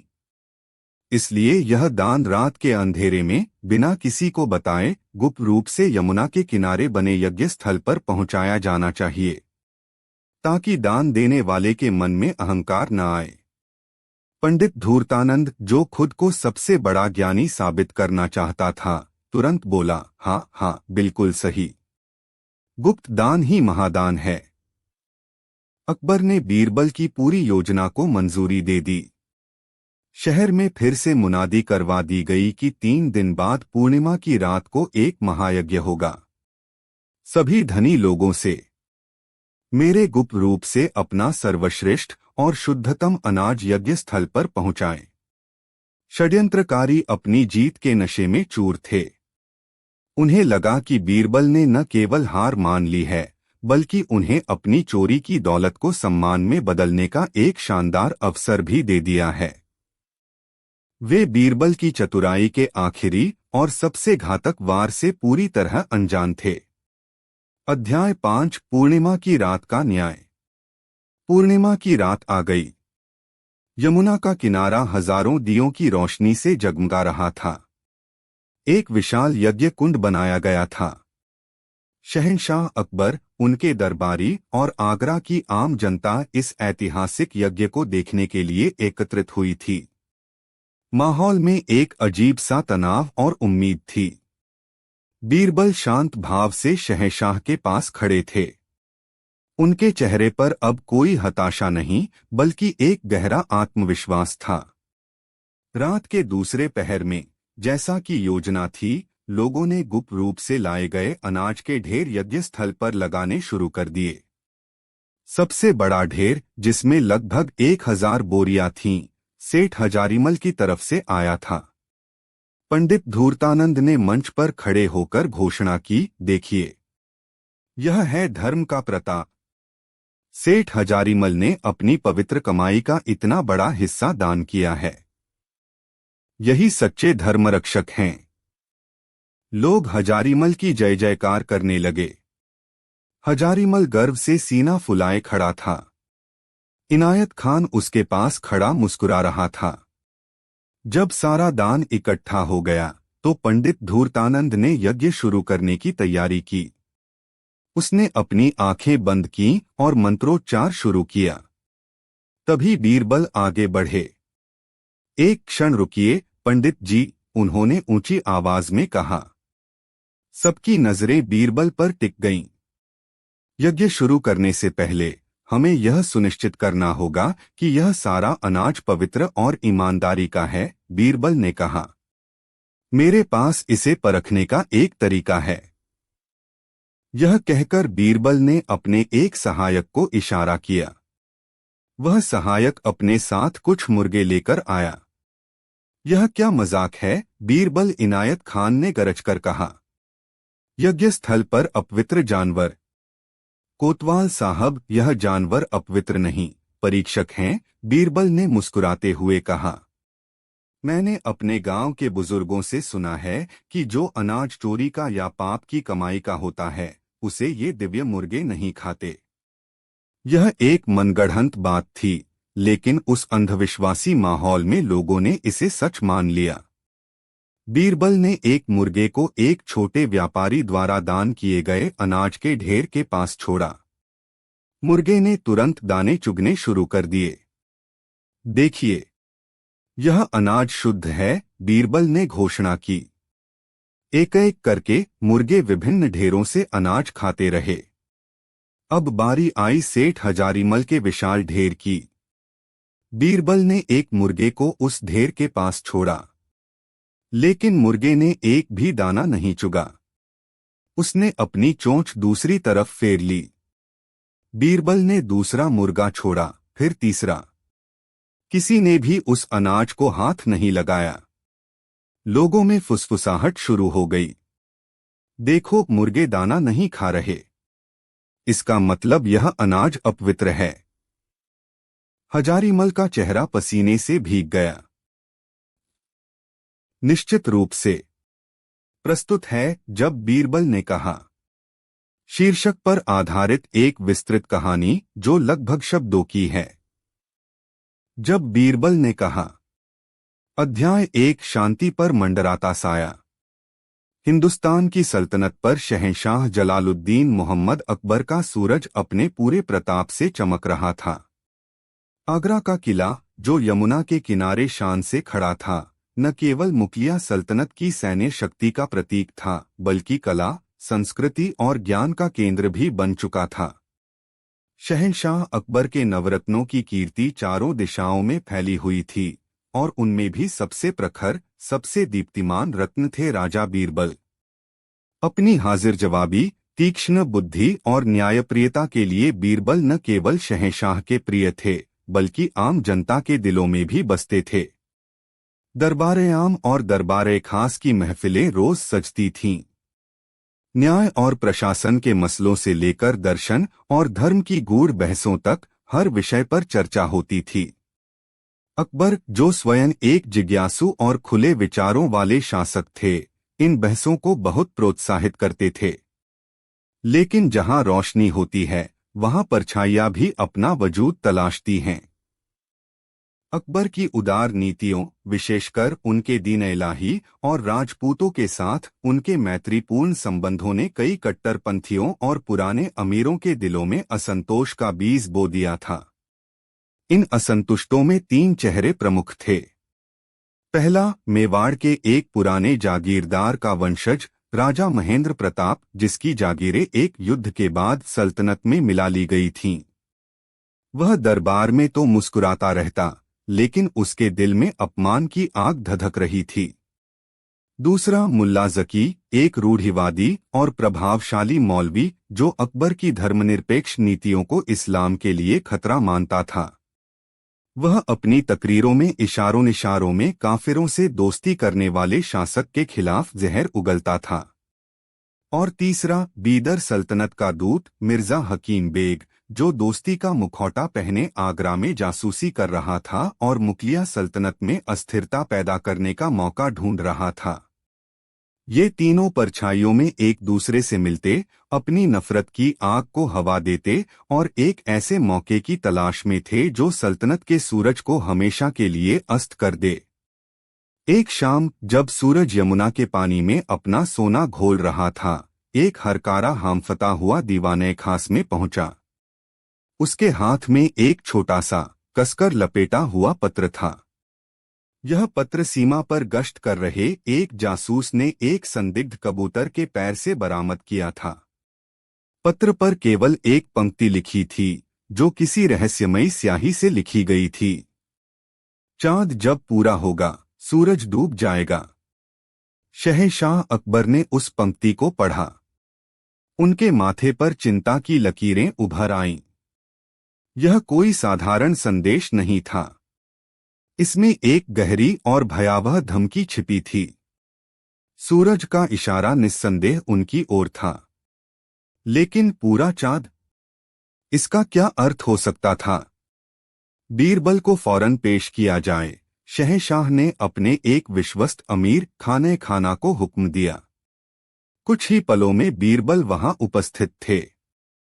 उन्होंने झुककर आदाब किया और शहंशाह के चेहरे पर छाई गंभीरता को पढ़ लिया। बीरबल, इसे पढ़ो, अकबर ने पत्र उनकी ओर बढ़ाते हुए कहा। हमारे जासूसों ने इसे पकड़ा है। इसका क्या मतलब हो सकता है? बीरबल ने पत्र को ध्यान से देखा।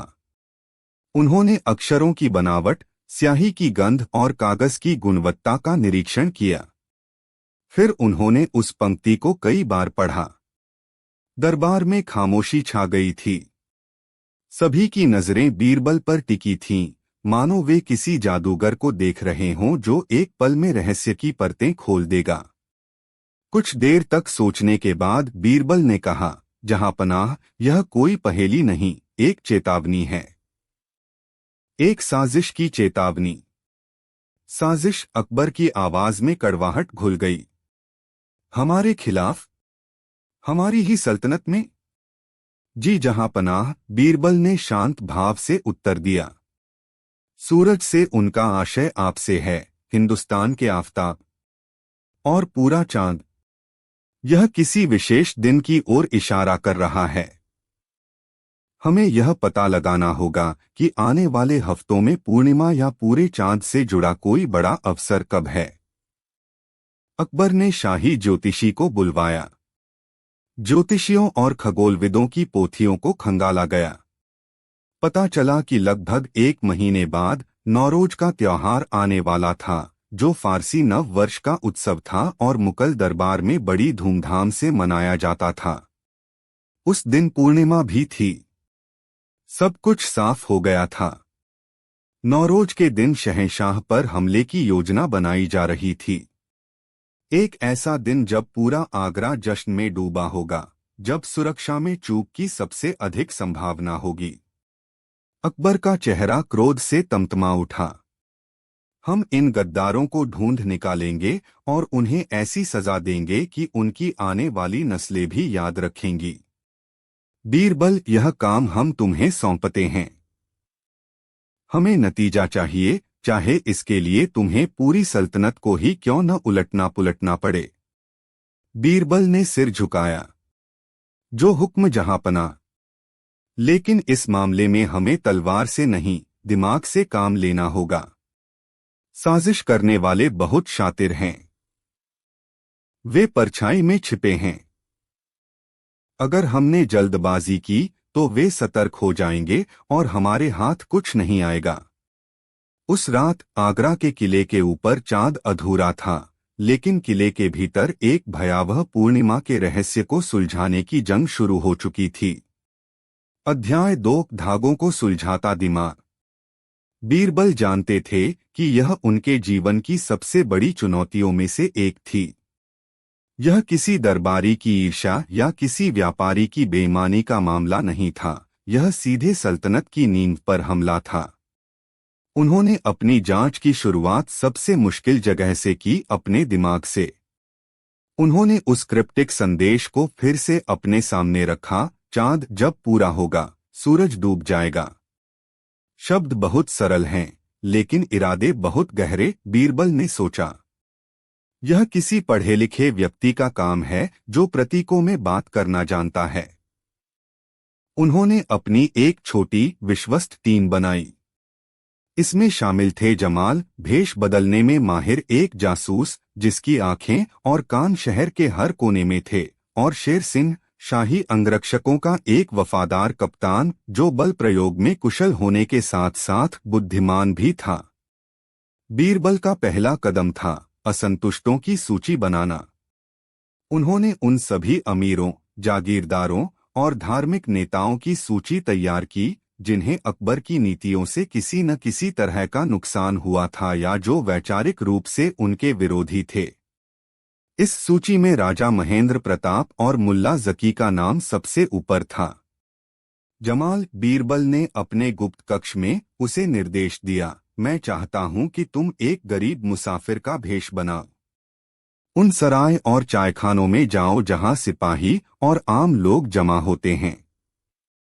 सुनो, बस सुनो कि लोग राजा महेंद्र प्रताप के बारे में क्या बातें करते हैं। क्या कोई उनकी पुरानी जागीरों को लेकर अफसोस जताता है? क्या उनके पुराने वफादार अब भी उनके गुण गाते हैं? और शेर सिंह, उन्होंने कप्तान की ओर मुड़कर कहा, आप मुल्ला जकी की खानकाह, मठ पर नजर रखें। अपने सबसे होशियार आदमियों को आम नमाजियों के भेष में भेजो। देखो कि मुल्ला अपनी तकरीरों में क्या कहता है। क्या वह सीधे सीधे बगावत की बात करता है या उसके शब्द शहद में लिपटे जहर जैसे हैं? जमाल और शेर सिंह अपने अपने काम पर लग गए।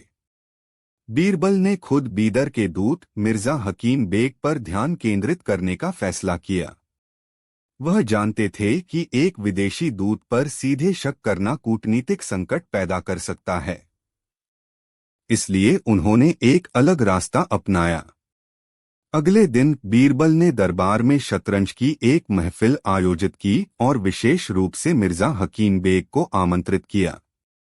खेल के दौरान बातों बातों में बीरबल ने कहा, मिर्जा साहब, सुना है बीदर की सल्तनत आजकल बड़ी मजबूत हो रही है। उनकी घुड़सवार सेना की बड़ी तारीफ सुनी है। मिर्जा हकीम ने मुस्कुराते हुए मोहरा आगे बढ़ाया। राजा बीरबल, आप तो जानते ही हैं, हर सल्तनत अपनी हिफाजत के लिए तैयारी करती है, लेकिन मुगलिया सल्तनत जैसी मजबूती कहा। सच कहा, बीरबल ने कहा, अपनी नजरें बिसात पर गड़ाए हुए। लेकिन कभी कभी सबसे मजबूत किले में भी सेंध लग जाती है। अंदर के दीमक लकड़ी को बाहर के दुश्मनों से ज्यादा खोखला कर देते हैं।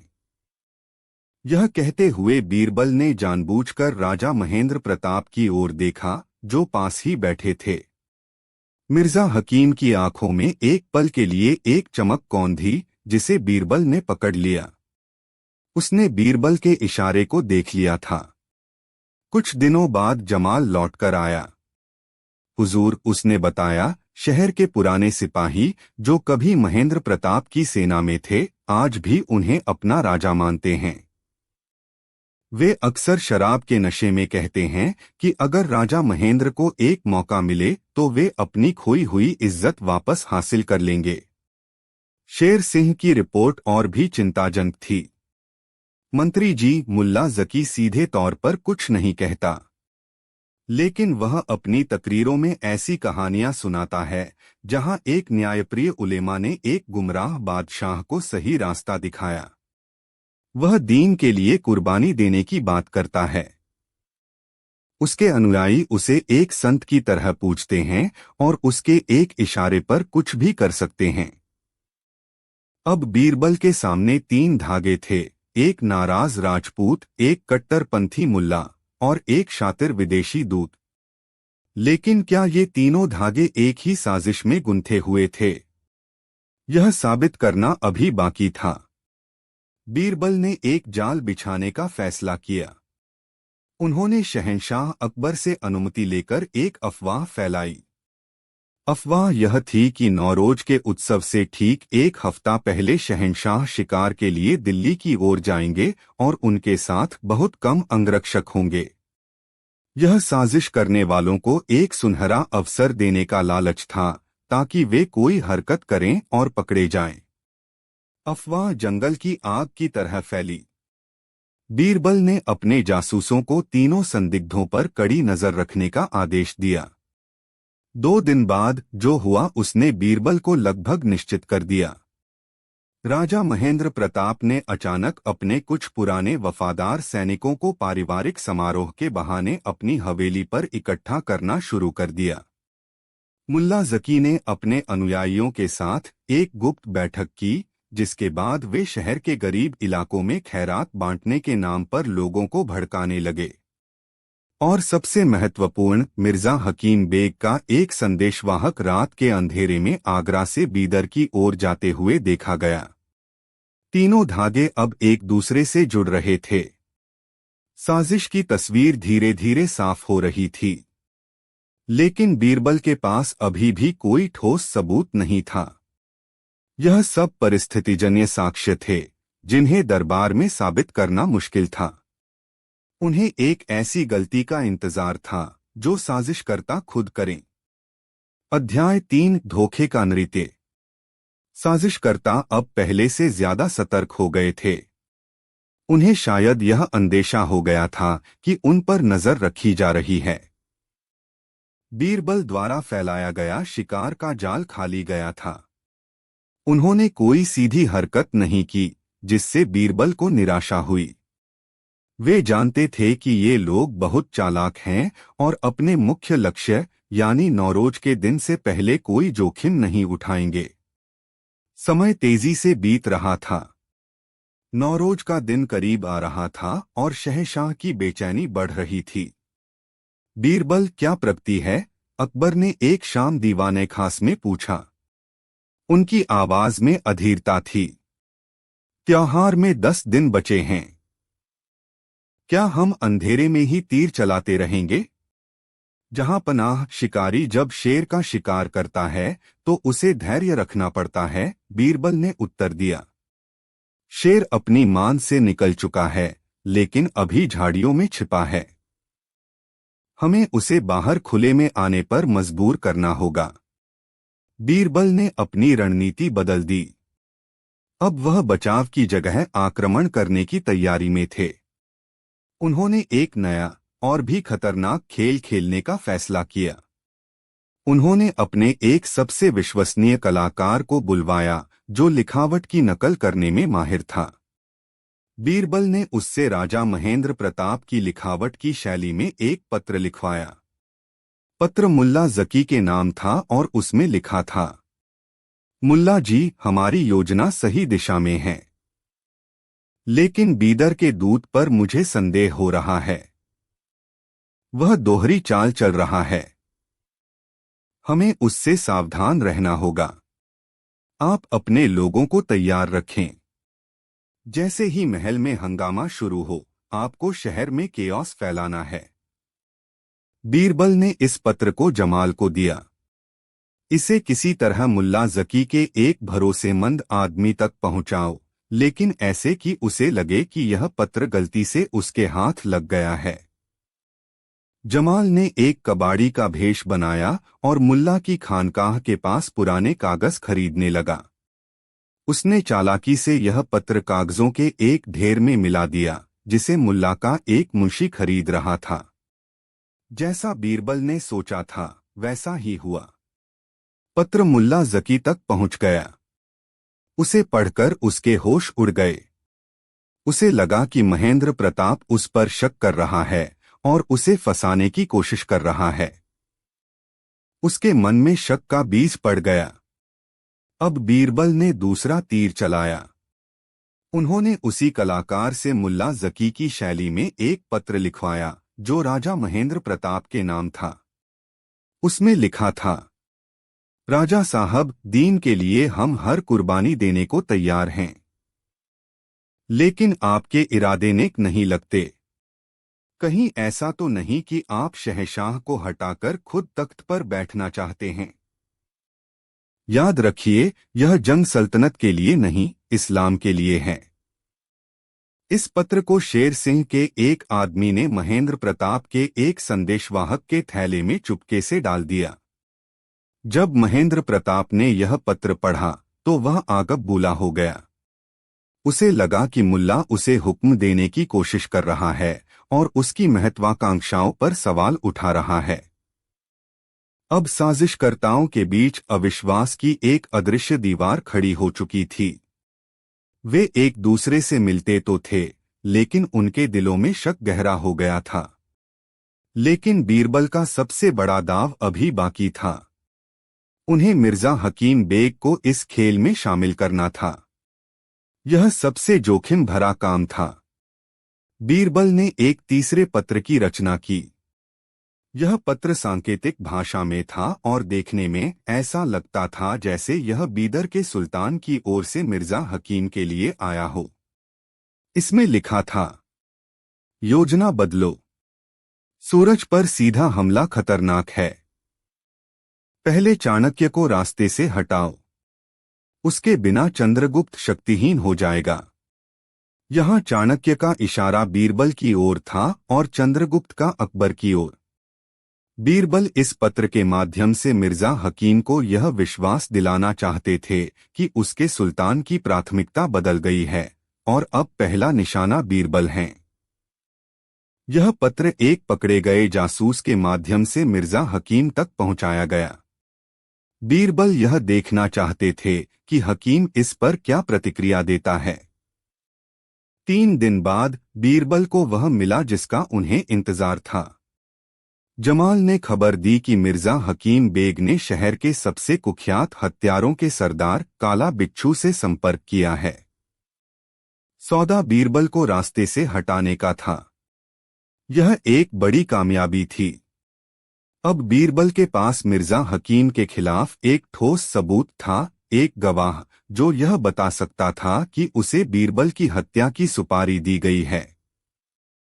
लेकिन इसी बीच एक त्रासदी हो गई। इससे पहले कि बीरबल के लोग काला बिच्छू तक पहुंचते, उसकी लाश शहर